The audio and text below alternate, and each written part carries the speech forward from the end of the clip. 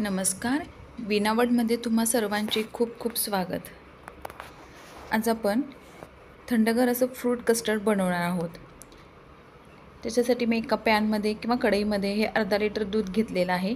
हे दूध आपल्याला आता तापवून घ्यायचं आहे आणि तापवताना असं आपल्याला अधूनमधून असं हे ढवळत राहायचं आहे किंवा हलवत राहायचं आहे, जेणेकरून त्याच्यावर साय जमा नाही झाली पाहिजे.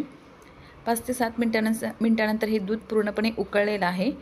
आता आपण हे तापवलेलंच दूध आहे, तापवलेलंच दूध घ्यायचं आहे, पण ते रूम टेम्परेचरचं हवं आहे. आणि त्याच्यामध्ये आपल्याला हे 1.5 चमचे कस्टर्ड पावडर मिक्स करून घ्यायचे आहे. या दुधामध्येच मिक्स करून घ्यायचे आहे. आपल्याला डायरेक्ट उकळत्या दुधामध्ये टाकायची नाही आहे, जेणेकरून त्याच्यामध्ये लम्स होणार नाहीत. आणि आता आपण हे कस्टर्ड पावडर मिक्स केलेलं दूध उकळत्या दुधामध्ये टाकून घेणार आहोत. आणि चवीनुसार किंवा आपल्या गोडीनुसार आपण ही साखरही त्याच्यामध्ये मिक्स करून घेणार आहोत. मी 5 चमचे साखर टाकून घेतलेली आहे इथे.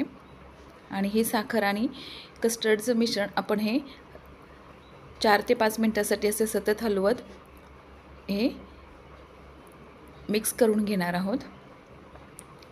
आणि 5 ते 6 मिनिटानंतर आता मी गॅस ऑफ केलेला आहे.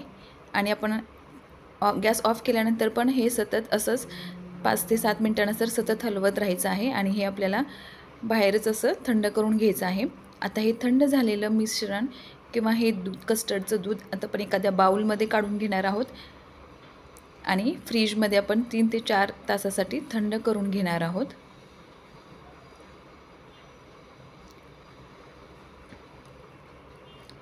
राहिलेलं हे दूध मी एखाद्या आता ग्लासमध्ये काढून घेते आहे.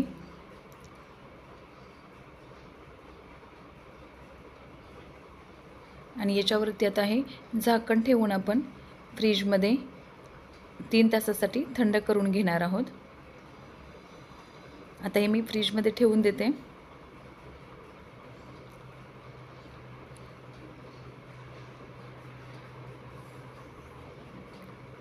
तीन तासानंतर हे दूध पूर्णपणे कस्टर्ड थंड झालेलं आहे. मी एक बाउलच घेतलेला आहे. जेवढं हवं आहे त्यावेळेसच त्याच्यामध्ये आपण हे फ्रूट मिक्स करून घ्यायचे आहेत. मी आता हे डाळिंब, द्राक्ष आणि केळी बारीक बारीक कट करून असं मिक्स करून घेतलेलं आहे. आणि तयार हे आपलं आता हे थंडगार असं फ्रूट कस्टर्ड. या उन्हाळ्यामध्ये नक्कीच ही रेसिपी ट्राय करा आणि कसं झालं आहे हे कस्टर्ड ते कमेंट करून सांगा. रेसिपी पाहिल्याबद्दल धन्यवाद.